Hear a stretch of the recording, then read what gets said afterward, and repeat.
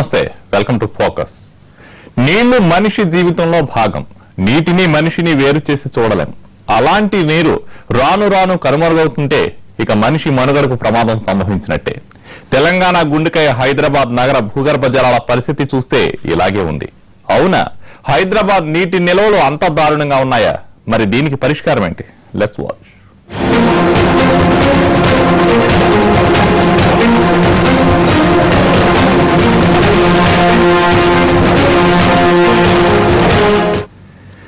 Greater Hyderabad లో భూగర్భ జలాలు పాతాళంలోకి పడిపోతున్నాయా? నీటి వినియోగంకి తగినట్టు భూగర్భ జలాలు రీఛార్జ్ కావడం లేదా? అందుకే ఈ దుస్థితి తలెత్తిందా? మరి భవిష్యత్ ఏమిటి? నగరానికి నీటి కటకట తప్పదన్న సంకేతాలు అందుతున్నాయి. దీనికి పరిష్కార మార్గం ఉందా లేదా?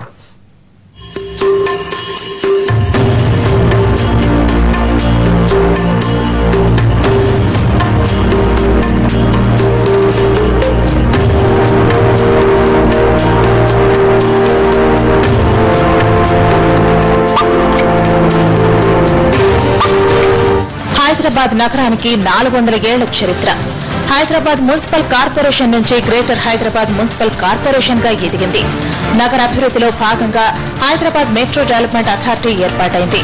హైదరాబాద్ నగరం వేగంగా అభివృద్ధి చెందుతుండటంతో నీటి అవసరాలు కూడా అంతే స్థాయిలో పెరుగుతున్నాయి. గృహ, పారిశ్రామిక నీటి అవసరాలు ఎప్పటికప్పుడు పెరుగుతున్నాయే తప్ప ఏమాత్రం తగ్గడం లేదు. ఆ స్థాయిలో భూగర్భ జలాలు పెరగడం లేదు. దీంతో నగరవాసులకు నీటి కష్టాలు తప్పడం లేదు.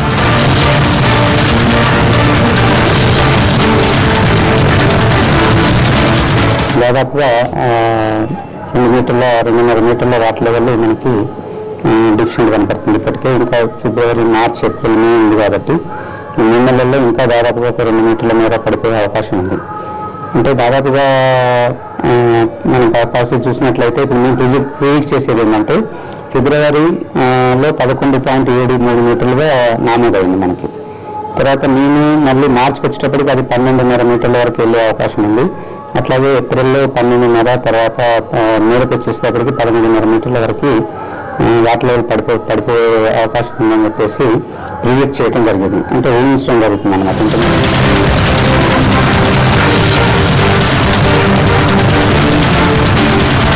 గ్రేటర్ ప్రజల నీటి అవసరాలను తీర్చేందుకు ఏ స్థాయిలో ప్రయత్నించినా నీటి కొరత మాత్రం తప్పడం లేదు. ఉస్మాన్ సాగర్, హిమాయత్ సాగర్, మంజీరా, సింగూరుతో పాటు కృష్ణా జలాలను సైతం హైదరాబాద్ ప్రజలకు అందిస్తున్నారు. అయితే గ్రేటర్ పరిధిలో ఉన్న బోర్ల నుంచి మాత్రం నీరు బయటకు రావడం లేదు. క్రమంగా అడుగంటుతున్న భూగర్భ జలాలతో హైదరాబాద్ నీటి అవసరాల కోసం ఇతర మార్గాలు చూసుకోవాల్సి వస్తోంది. ఈ నెల మనం ఫిబ్రవరిలో వాటర్ లెవెల్ చూసుకుంటే ఎక్కువ లోతులో పోయింది. మన అమీర్పేట మండలంలో సంజయ్ రెడ్డి నగర్ దాదాపుగా 12.3 మీటర్ల లోతులో వాటర్ టేబుల్ ఉంది ప్రజెంట్గా.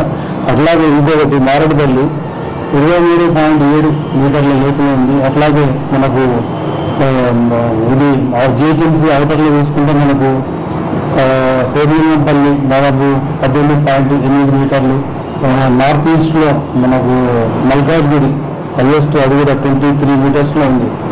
అంటే వీటన్నిటిని ఏం సూచిస్తుందంటే ఈసారి మనకు వర్షపాతం 30% తక్కువ పడ్డది. దాని ఎఫెక్ట్ అనేది ఈ భూగర్భ జలాల లెవెల్స్ మట్టాల పైన క్లియర్గా కనపడతా ఉంది. ఎప్పటికప్పుడు భూగర్భ జల శాఖ సర్వే చేస్తోంది. దీని ద్వారా తెలుస్తున్న విషయాలు ఆందోళన కలిగిస్తున్నాయి. హైదరాబాద్ లోని చాలా ప్రాంతాల్లో క్రమంగా భూగర్భ జలాలు అడుగంటుతున్నాయి.